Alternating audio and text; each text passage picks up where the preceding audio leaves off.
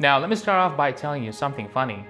Sudanese people are one of the most inaccurate, careless, reckless, and lenient creatures when it comes to being on time. Now, I'm not talking about Sudanese people not being able to be on time for tough tasks like going to work on time or attending morning classes. No, even when being punctual is linked to a happy task, they're always late.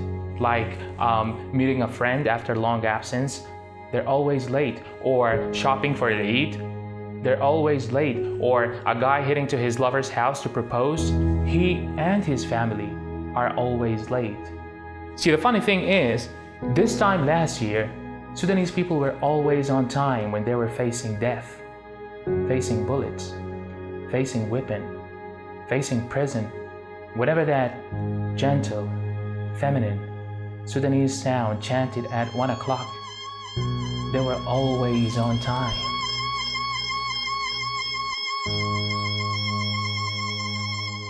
Isn't it funny how this Dagharuda was able to make Sudanese people more punctual than any alarm or a clock? I mean, come on! Hey Snoopy, you might want to set this Dagharuda as your alarm ringtone. I mean, you may not wake up smiling, but you'll definitely wake up on time. Ah! No, but seriously, isn't it funny that we can't make it on time for a dinner party, yet we were extremely punctual for a revolution? But actually, when you think about it, it makes perfect sense, because this revolution is not like the ones before. It has something to do with politics, but everything to do with social fabric. Because even though some of the people who went out to the street and revolutionized against the past regime were unfortunate, but not the majority. The majority went out for justice, freedom, peace. They went out to say no to humility, deception, and false virtues. And they showed the whole world through 4 months of stubborn, steady, and persistent pace of non-violent movements what Sudanese people can do when they're united. And the whole world knew what Sudanese people were made of and saw the nobility of our cause, except for the past regime. See, the past regime thought that we only went out for bread, so they made more bread and made it cheaper. But we were still in the streets. They thought we only went out for lack of cash, so they printed more banknotes. But we were still in the streets. They did not realize that we went out for the pain in our backs from when they whipped our brothers and sisters. They did not realize that we went out for the holes in our hearts from when they shot Abdul Azim. They did not realize that we went out for the feeling of sadness and anger within for what has been committed in Darfur, Niala, Kordofan, and many more places that witnessed mass genocide. So with all the sacrifice this revolution went through, I honestly couldn't stop myself from wondering, what has changed Sudanese people to this extent, to this angelic extent?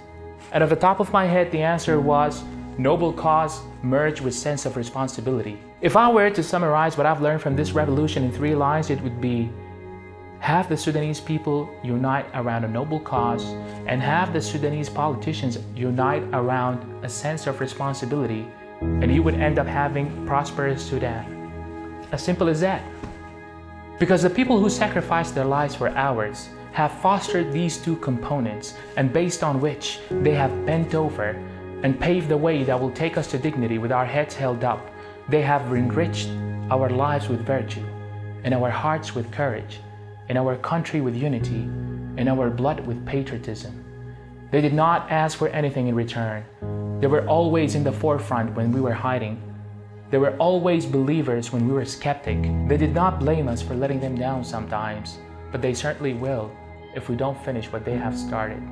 They're not asking for much. Just grab the torch from their hands and forge ahead with your cause. Learn more, read, educate yourself, love your country.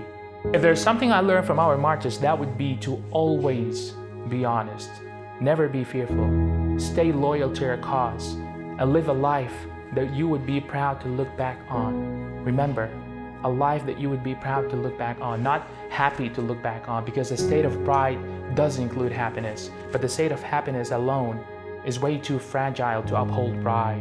And that's why we should always commemorate their anniversary, not because they deserve it, but by doing so, virtue, morals, and purpose are once more revived within us.